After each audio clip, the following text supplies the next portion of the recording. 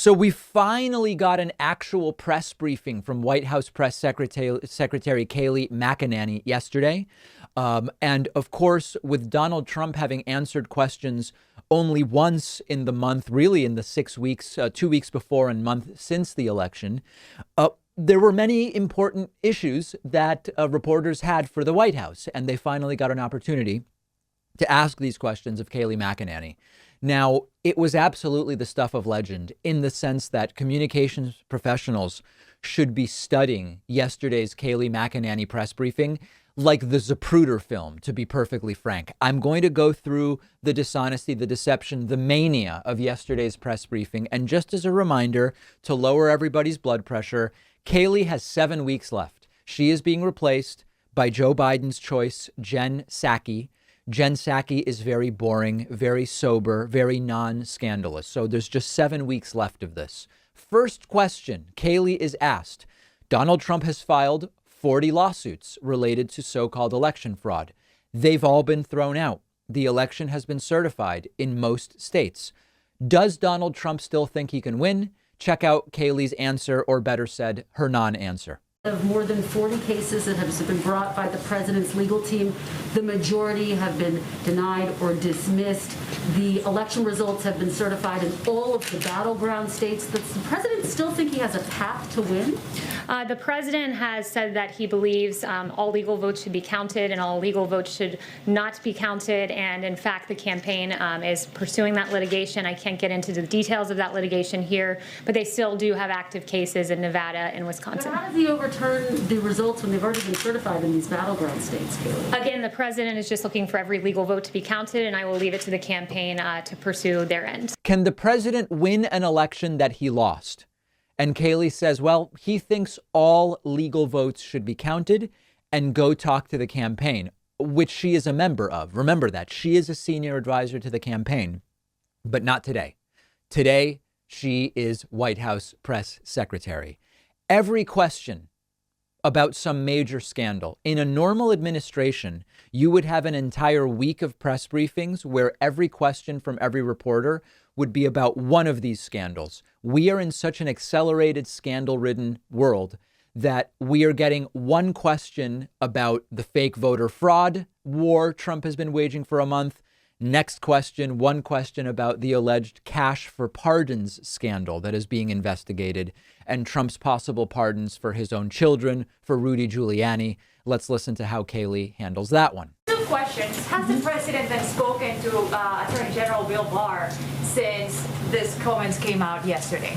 I'm not aware if they've spoken. I know the Attorney General was here yesterday for a pre-planned meeting with the Chief of Staff, and they discussed an array of issues, but I'm not aware if the president has spoken to him directly. Has the president considered any preemptive pardons to any of his kids? Has he talking to Attorney Giuliani about this? I've heard no mention of any pardons in any conversations I've had in the White House other than the pardon of Lieutenant General Michael Flynn, a 3-star general who I've discussed from this podium before, who had his life ruined. He was a valiant hero who served his country both on the battlefield and then came to work in government. That's not former National Security Advisor Michael Flynn. That's 3-star General Michael Flynn, whose life was ruined. Okay, so she won't talk about the 40 election lawsuits, and she won't talk about pardons. Trump has been toying with running again in 2024. Kayleigh is asked about that. Will she talk about that? Let's take a look. Sounds like he's planning to run again. Do you know if that's a fact? I haven't spoken to him about that again. His campaign is pursuing litigation. I would redirect you to the campaign. Now, of course, she is part of the campaign that she's trying to redirect that question to. But yesterday, she wasn't wearing her campaign hat. She was wearing her press secretary hat. So she's not going to answer that. So lawsuits, no answer. Pardons, no answer. Running again, no answer. We're keeping track. She's then asked again about evidence of fraud. Pointing out, the reporter, is that Bill Barr said there is no such evidence. And again, that's going to have to go to the campaign, she tells us. I think maybe the discrepancy is, you have members of the Trump campaign coming forward and saying that there is hard evidence of widespread voter fraud enough to overturn the outcome of the election. And then you have the nation's top law enforcement officer, the Attorney General, saying if there is, he hasn't seen it. Well, the Attorney General was speaking to what has come before his desk. And again, I'd point you to the campaign for specific questions on this, but I would just say generally they are pursuing civil litigation, which in fact the Attorney General explicitly said some of this is meant more for civil litigation, which is what the campaign is currently pursuing. Now, bear in mind, when she says civil litigation, you can translate that to nothing that even remotely has a shot at overturning a single state, never mind the entire election. That's how we should understand her saying there is civil litigation. So then vaccination. Finally, she will talk about vaccination to call the vaccine the Trump vaccine. That allows it to, and we will have 40 million doses by the end of the year, which is a tremendous achievement, not just to have gotten a vaccine in this time, but to have produced 40 million in advance. It's having a businessman as president. It's the Trump vaccine.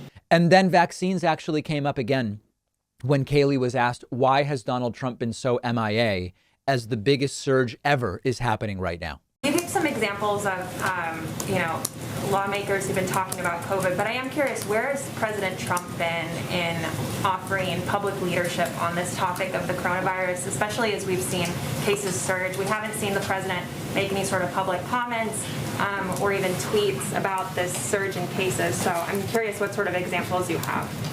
Yeah, quite a bit. I mean, he's created the greatest testing system in the world. He gave a press conference about 2 weeks ago, I believe, on the vaccine, which he has done at warp speed because he's torn down bureaucratic barriers. He's been hard at work. He's done, I don't know how many coronavirus task force briefings from this podium, but the work he's done speaks for itself. The fact that now the case fatality rate in this country is 2%. It was 6% in April. This is really important to understand. So the first 4 questions we looked at, they were just dishonest and sort of mischievous non-answers by Kayleigh McEnany.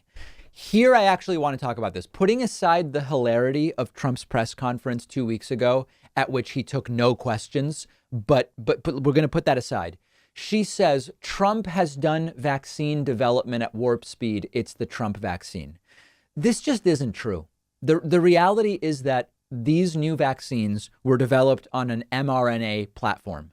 And that is a different way of developing vaccines than the method that has traditionally been done, which takes longer. And there are companies and countries all over the world that have developed mRNA vaccines that are all going to be ready very, very soon.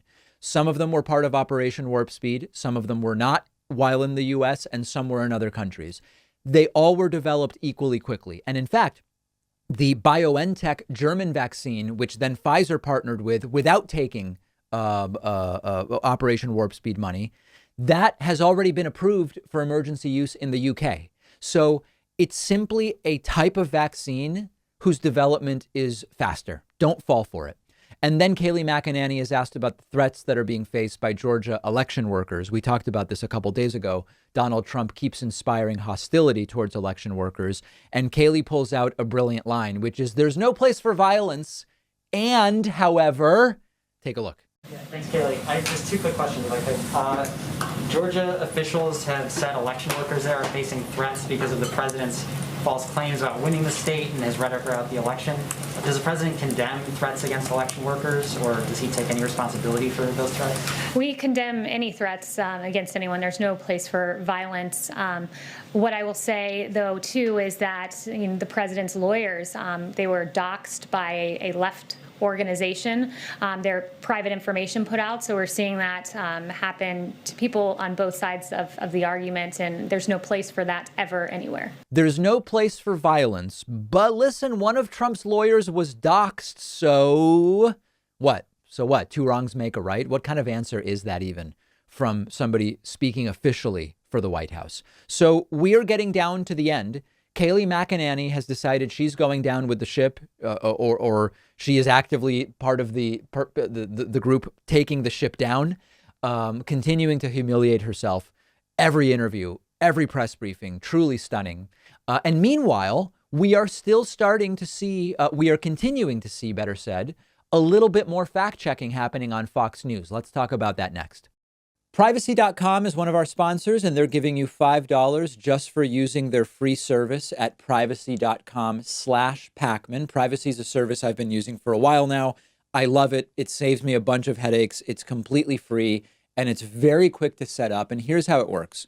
When you pay for something online or over the phone, instead of exposing your real credit card number, privacy lets you generate virtual card numbers. The payments are withdrawn from your checking account, but your real card number stays completely private, and you do it all with one click. You can autofill the card number in your web browser, on the phone. You can create 12 virtual cards a month. You can set spending limits, freeze them, delete them whenever you want.